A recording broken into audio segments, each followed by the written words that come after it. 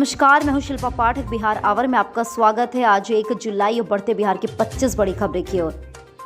बिहार ग्रामीण डाक सेवकों को भर्ती के लिए आवेदन की तिथि बढ़ी। भारतीय डाक विभाग के बिहार पोस्टल सर्किस में निकले 1944 ग्रामीण डाक सेवकों को भर्ती के लिए आवेदन की तिथि 30 जून को आखिरी तारीख थी।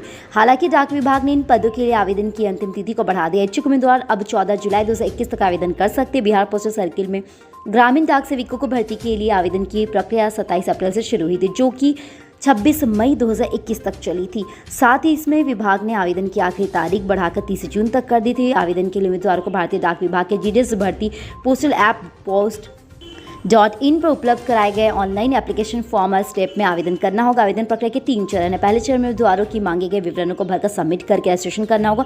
इसके बाद आवंटित रजिस्ट्रेशन नंबर को भरते हुए एप्लीकेशन फीस 100 रुपये का ऑनलाइन भुगतान करना होगा। इसके बाद उम्मीदवार 3 स्टेप में अपने रजिस्ट्रेशन नंबर के माध्यम से लॉगिन करके अपना एप्लीकेशन सबमिट कर पाएंगे। भारतीय सेना वुमेन्स मिलिट्री पुलिस में सोल्जर की भर्ती। भारतीय सेना के द्वारा सोल्जर जनरल ड्यूटी की भर्ती के लिए आवेदन आमंत्रित किए जा रहे हैं। सेना के द्वारा जारी अधिसूचना के अनुसार लखनऊ, जबलपुर, बिलमांग, पुणे और शिलांग में आयोजित की जाने वाली सेना भर्ती रैली के माध्यम से सोल्जर के पद पर भर्ती की जानी। आवेदन के इच्छुक और योग्य उम्मीदवार भर्ती सेना के पोस्टल ज्वाइन इंडिया army.nic.in पर उपलब्ध कराए जाने वाले ऑनलाइन एप्लीकेशन फॉर्म के माध्यम से आवेदन कर सकते हैं। सेना के द्वारा आवेदन की आखिरी तारीख 20 जुलाई 2021 निर्धारित की गई है।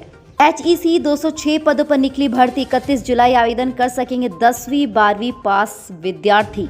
हैवी इंजीनियरिंग कॉर्पोरेशन लिमिटेड ने ट्रेनिंग पोस्ट पर भर्ती के लिए नोटिफिकेशन जारी कर दिया। रिक्रूटमेंट ड्राइव के जरिए कुल 206 पदों पर नियुक्ति की जाएगी। इन पदों के लिए आवेदन प्रक्रिया शुरू हो चुकी है, जो 31 जुलाई तक चलेगी। साथ ही कैंडिडेट्स तय तारीख से पहले इन पदों के लिए ऑफलाइन आवेदन कर सकते हैं। इन पदों के लिए ऑफलाइन आवेदन के बाद कैंडिडेट्स 8वीं, 10वीं और 12वीं पास होने चाहिए। पदानुसार एजुकेशन क्वालिफिकेशन की जानकारी के लिए ऑफिशियल नोटिफिकेशन देख सकते हैं। पटना यूनिवर्सिटी में दाखिले की प्रक्रिया 2 जुलाई से शुरू। कॉलेज में दाखिले का इंतजार कर रहे छात्रों के लिए बड़ी खबर। जी हां, पटना विश्वविद्यालय ने नए शैक्षणिक सत्र के लिए 2 जुलाई से प्रवेश प्रक्रिया शुरू करने का फैसला किया है। पटना यूनिवर्सिटी के कुलपति गिरीश कुमार चौधरी ने मंगलवार को घोषणा कर ऑनलाइन प्रवेश फॉर्म आधिकारिक वेबसाइट patnauniversity.ac.in पर उपलब्ध होगा। ऑनलाइन प्रवेश फॉर्म भरने के लिए अंतिम तिथि 17 जुलाई है। विशाखापट्टनम स्टील प्लांट में अप्रेंटिस की वैकेंसी। विशाखापट्टनम स्टील प्लांट की कॉर्पोरेट इकाई राष्ट्रीय इस्पात निगम लिमिटेड ने ट्रेड अप्रेंटिस पदों के लिए निकाली भर्ती है। जी हां, विशाखापट्टनम अप्रेंटिस भर्ती 2021 के लिए अभ्यर्थी 17 जुलाई तक आधिकारिक वेबसाइट पर जाकर आवेदन कर सकते हैं। वेबसाइट visasteel.com पर जा सकते हैं। नोटिफिकेशन के अनुसार fitter, turner, machinist, welder, mechanic और मशीन टूल इलेक्ट्रीशियन कॉपरेटर के साथ ही मैकेनिक और कोपा के पदों पर कुल 319 अप्रेंटिस की वैकेंसी। इसके लिए 10वीं के साथ ही ITI करने वाले अभ्यर्थी आवेदन कर सकते हैं। नोटिफिकेशन के अनुसार अभ्यर्थी की न्यूनतम आयु 18 वर्ष और अधिकतम 25 वर्ष होनी चाहिए। अप्रेंटिस पदों पर चयन कंप्यूटर बेस्ड टेस्ट के आधार पर होगा। देश में कोरोना वायरस दूसरी लहर के पीक में 91% नीचे आई। देश में कोरोना वायरस के मामले दूसरी लहर के पीक में 91% नीचे आ चुकी है। जी हां, पिछले कुछ हफ्ते से नए मामले लगातार कमी आ रही है। कई राज्यों में संक्रमण तेजी से कम हो रहे हैं। स्वास्थ्य मंत्रालय के ज्वाइंट सेक्रेटरी लव अग्रवाल ने कोरोना की हालात पर होने वाली प्रेस कॉन्फ्रेंस में यह जानकारी दी। इन्होंने बताया कि रिकवरी रेट 96% 9 पर हो चुका है। इन्होंने बताया कि जिन जिलों में रोज 100 से ज़्यादा नए केस आ रहे थे, वहाँ 4 मई को ऐसे जिले 531 है, जो इनकी संख्या में 2 जून को घटकर 262 रह गई। अब 111 जिले ही ऐसे हैं जहाँ रोज 100 से ज़्यादा मामले आ रहे हैं। राजधानी में नए संक्रमितों की संख्या बढ़ी। 24 घंटे में 2 गुने नए मिले केस। नए मामले चिंता बढ़ाने वाली है। जॉर्ज के बाद मामले बढ़े हैं। पटना में 24 घंटे में 38 नए संक्रमित मिले हैं, जो 24 घंटे में डबल है। बिहार में 24 घंटे में नए संक्रमितों का आंकड़ा 196 से लेकर 190 के पास पहुंच गया है। 28 जून को जांच घटाकर 2 मामले में कम आ गई है, जिसमें लेकिन 29 जून को जांच बढ़ी तो मामले भी बढ़ गई है। लेकिन इनमें 4 दिन में पटना में 92 नए मामले सामने आए। बिहार में कोरोना और ब्लैक फंगस का कहर जारी। 24 घंटे में 6 की मौत। जिले में कोरोना व ब्लैक फंगस से मौत का मामला थमने का नाम नहीं ले रहा। मंगलवार को IGMS में 3 कोरोना व 3 ब्लैक फंगस से पीड़ित मरीजों की मौत हो गई। वहीं 4 कोविड व 5 ब्लैक फंगस के नीचे मरीज भर्ती थे।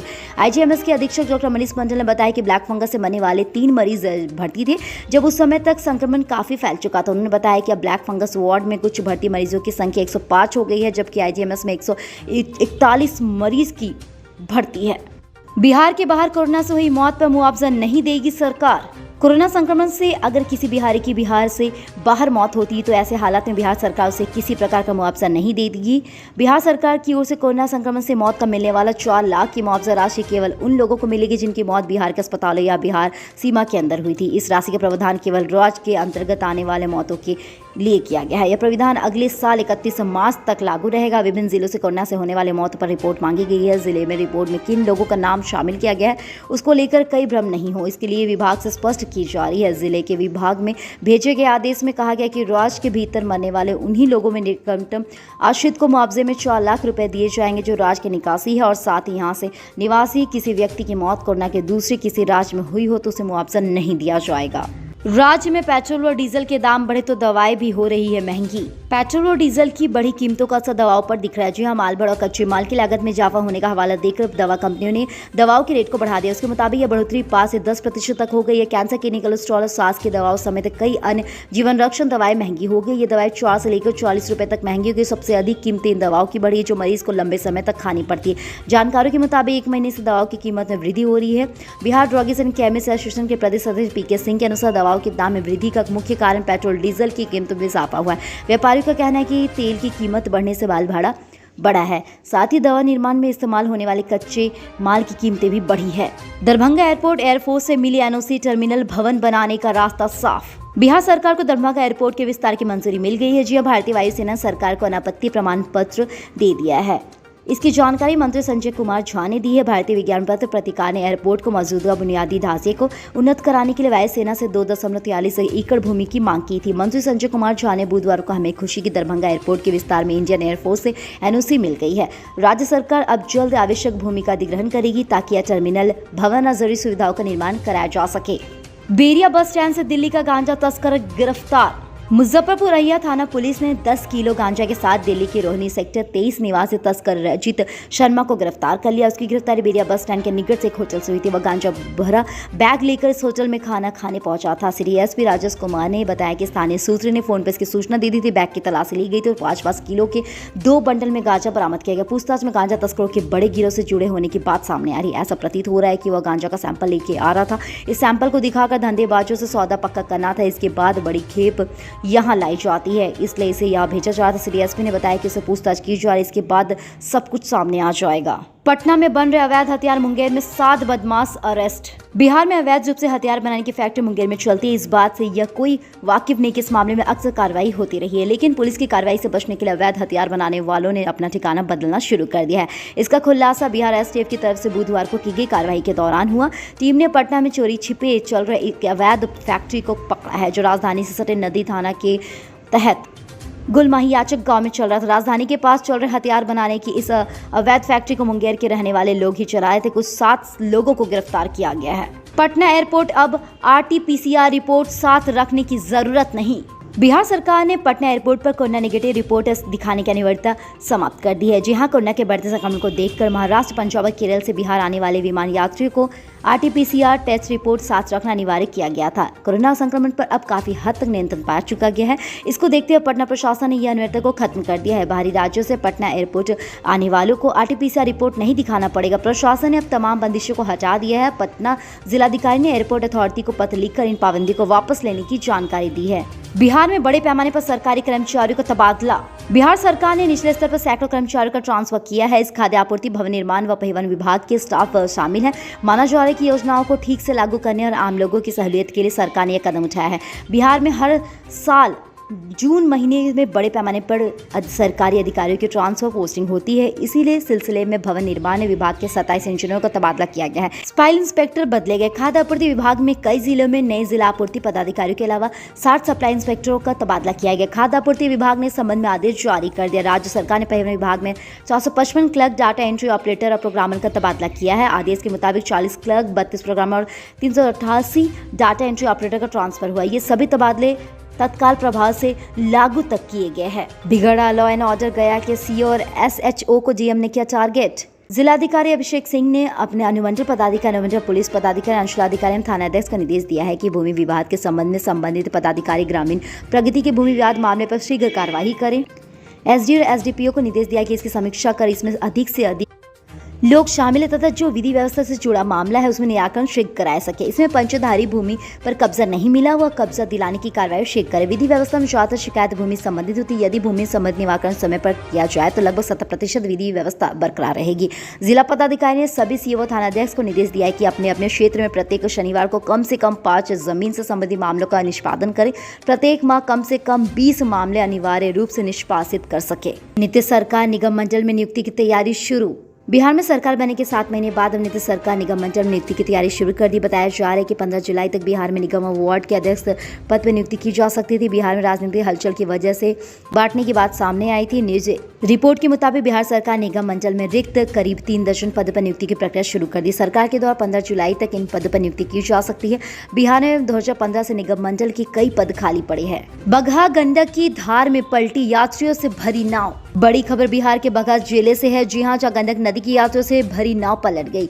जिस वक्त यह हादसा हुआ उस वक्त नाव पर कुल 9 लोग सवार थे। सभी लोग बगहा के कैलाश नगर घाट से दियारा पर जा रहे थे। इस दौरान अचानक नाव नदी में खड़े पोल से टकराकर पलट गई। नाव पलटने की सूचना के बाद स्थानीय नाविकों के द्वारा टीम से रेस्क्यू ऑपरेशन चलाया गया और कड़ी मशक्कत के बाद 7 लोगों को सुरक्षित बचाया गया। नाव पलटने से इस घटना के बाद से अभी भी 2 लोग नदी में ही लापता है। बिहार नेपाल सीमा पर 8 चाइनीज ड्रोन मिलने से हड़कंप। जम्मू एयरफोर्स स्टेशन में आतंकवादी के द्वारा ड्रोन हमला किए जाने के बाद देश की सेवाओं पर सीमा पर चौकसी बढ़ती जा रही है। पूरे बिहार में भी अलर्ट जारी कर दिया गया। पुलिस मुख्यालय ने सभी जिलों में एसपी को निर्देश दिया है। इनके क्षेत्रों के तहत आने वाले संवेदनशील स्थानों पर विशेष सतर्कता बढ़ती जा रही है। इसके तहत सुरक्षा के पुख्ता इंतजाम के बाद बिहार नेपाल सीमा पर तैनात एसएसबी ने 8 ड्रोन कैमरे बरामद किए हैं। मिली जानकारी के अनुसार ड्रोन कैमरा चीन निर्मित है। बताया जा रहा है कि 3 तस्कर नेपाल के रास्ते भारत आ रहे थे। तभी गुप्त सूचना के आधार पर की गई कार्रवाई से सभी 8 ड्रोन कैमरा पकड़े गए हैं। जेल में मोबाइल पर बात और चैट करते दिखे कैदी, हुई छापेमारी। बिहार में एक बार फिर से जेल की सुरक्षा पर सवाल उठने लगे। मामला छपरा से जुड़ा है, जहां के मंडल के कारण कैदियों के द्वारा मोबाइल इस्तेमाल का वीडियो सामने आया है। वीडियो वायरल होने के बाद जेल प्रशासन संयुक्त कार्रवाई करते हुए जेल में छापेमारी की। हालांकि 2 घंटे चली छापेमारी के बाद यहां कुछ भी आपत्तिजनक सामान नहीं मिला। इस बीच वीडियो वायरल होने के बाद 24 घंटे के भीतर जेल प्रशासन लगातार कार्रवाई की जा रही है और साथ ही जेल से अभी तक 6 मोबाइल बरामद किया जा चुका है। इस मामले में जेल अधीक्षक ने 2 कक्षपालों को निलंबित कर दिया है। साथ ही इनकी लापरवाही से जेल में मोबाइल पहुंचा था। जेल में एक साथ इतनी मात्रा मोबाइल मिलने सुरक्षा पर सवाल खड़े हो रहे हैं। इसे लेकर भगवान बाजार थाने प्राथमिकी भी दर्ज करवाई गई है। मगरमच्छ ने बांध में बना डाली सुरंग, इंजीनियर्स के उड़े होश। बाढ़ की समस्या से लड़े बिहार के चिहू के बाद अब मच्छरों की करामत सामने आ रही है। जी हाँ, मामला पश्चिम चंपारण से जुड़ी है, जहां से बगहा के पिपरा पेशवरी तटबंध मछुआरों ने मिलकर सुरंग बना दी। सुरंग बनाए जाने की सूचना के बाद जल संसाधन विभाग के अधिकारियों ने नींद उड़ गई है। सुरंग बनाने वाली सूचना के बाद जल संसाधन विभाग के मुख्य अभियंता प्रकाश दास के नेतृत्व में एक्सपर्ट की टीम ने तटबंध का जायजा लिया। आखिर मगरमच्छ अन्य कई स्थान पर सुरंग बना सकते, ऐसे में पानी के दबाव के कारण बांध के क्षतिग्रस्त होने की आशंका व्यक्त की जा रही है। पिपरा के तटबंध में पिपरासी के समीप काटा विरोधी कार्य के दौरान मगरमच्छ के अंडे मिले थे, जिस कारण से करीब 10 फीट सुरंग बनाकर मगरमच्छ ने अपना आशियाना बनाया था। मगरमच्छ के अंडों में वन विभाग ने बरामद कर सुरक्षित कर लिया। निरीक्षण के बाद मुख्य अभियंता ने युद्ध स्तर पर सभी सुरंगों को बंद रखने का आदेश दिया। तटबंध को मजबूत करने के लिए भी काम चल रहा है। बारिश से पहाड़ी नदियों में आई बाढ़, गौनाहा और इनवरा में तबाही। बारिश से पहाड़ी नदी उफान लगी है। शहर के लोग गांव तक पानी हो गया है। शहर में नालों के जन्म होने से झिलजिया समेत कई मोहल्ले में बारिश का पानी आफत मचा चुका है। लोगों के घर से निकलना मुश्किल हो गया है। बड़ी घरघोड़ा नदी में आई बाढ़ के कारण माधेपुर गांव में करीब 50 घरों में पानी घुस गया है। लोग माल मवेशी के साथ ऊंचे स्थान की ओर पलायन कर रहे हैं। मैनाडार प्रखंड में औरैया नदी के बाढ़ का पानी इनावर बाजार समेत आसपास के इलाके में फैल गया है। एसएसबी कैंप के समेत बाढ़ का पानी पहुंच गया है। सिकटा के नदी उफान में है, जहां सरीस में बाढ़ का पानी जाने से आवागमन बाधित हो गया। वहीं सिरगा नदी खतरे के निशान के पार है। बारिश अभी भी थमने का नाम नहीं ले रहा है। मझौलिया बाढ़ की वजह से तंबू तान कर सड़क किनारे पिछले 15 दिनों से रह रहे बाढ़ पीड़ितों के लिए आफत की बारिश है। नौबत और बेरिया तिरारे के लोग बारिश की वजह से बाढ़ की आशंका से भयभीत। हालांकि अभी गंडक नदी के जलस्तर स्थिर है। 2 जुलाई तक राज्य में होगी भारी बारिश। राज्य के मौसम का मिजाज बदलने वाला है। 30 जून से 3 जुलाई तक खासकर उत्तर बिहार के हिमालय की तराई वाले इलाकों और जिलों में भारी बारिश होने की आशंका जताई जा रही है। बिहार के उत्तरी इलाकों में नमी की मात्रा में बड़े होने की कारगर पर इस जगहों पर वज्रपात होने की संभावना बताई जा रही है। मौसम को देखते हुए राज्य के उत्तर पश्चिम, उत्तर मध्य, उत्तर पूर्व बिहार, दक्षिण पश्चिम बिहार, दक्षिण मध्य बिहार के 7 जिलों को लेकर येलो अलर्ट जारी कर दिए गए। इन जगहों पर 1 या 2 स्थानों पर गरज के साथ आकाशीय बिजली गिरने की चेतावनी दे दी गई है। राज्य के उत्तरी हिस्से में ज़्यादा और मध्य व दक्षिणी हिस्से में बारिश की कमी आने की उम्मीद जताई जा रही है। इस तरह की स्थिति अगले 3 दिनों तक बने रहने की उम्मीद जताई जा रही है। 3 जुलाई के बाद राज्य के दक्षिणी हिस्से में दोबारा बारिश शुरू हो जाएगी। मानसून के लिए रहे तैयार, खाने में शामिल करें ये चीजें।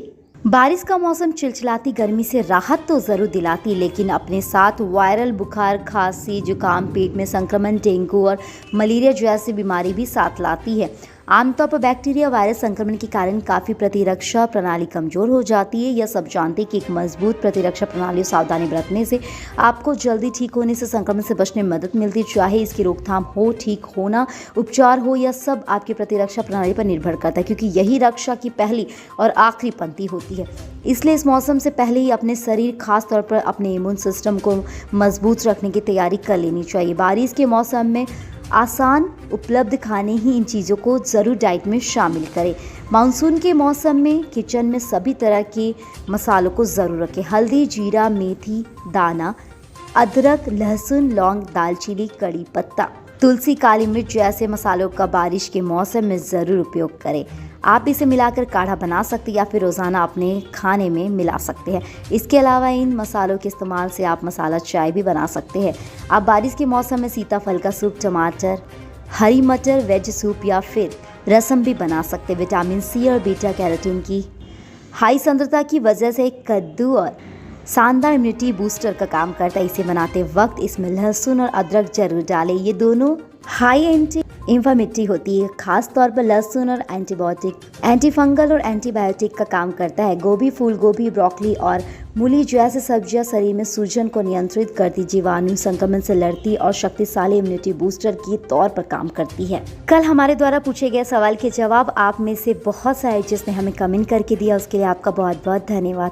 आप में से जिन यूजर्स के जवाब हमें अच्छे लगे उनके नाम हैं रुकेश कुमार, हसमतुलेखा शेख, राहुल कुमार और निहारिका चौहान। आप हमारे सवालों का जवाब देते रहे, हम कल आपका नाम लेने की पूरी कोशिश करेंगे। तो चलिए बढ़ते आज के सवाल की ओर। आज के सवाल कुछ इस प्रकार है: क्या पेट्रोल डीजल के दाम बढ़ने से जनजीवन अस्त व्यस्त हो गया है? अपने जवाब हमें कमेंट करके जरूर बताएं। इसके साथ ही आज के लिए बस इतना ही। कल की खबरों के लिए हमारे साथ जरूर रहे। अगर ये वीडियो आप हमारे YouTube पर देख रहे हैं तो चैनल को सब्सक्राइब करें और बेल आइकन दबाना ना भूलें। और अगर आप ये वीडियो हमारे Facebook पर देख रहे हैं तो पेज को लाइक करें और ज़्यादा से ज़्यादा शेयर करें। सुरक्षित रहें, स्वस्थ रहें। धन्यवाद।